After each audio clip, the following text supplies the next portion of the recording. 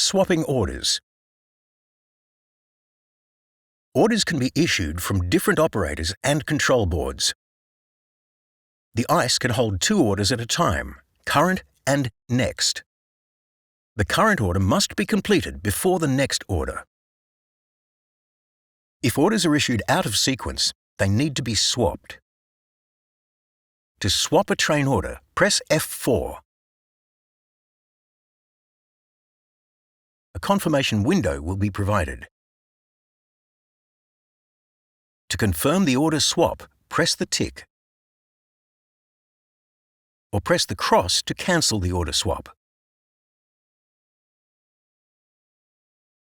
The next order is now the current order. This completes the Swapping Orders Electronic Authorities module.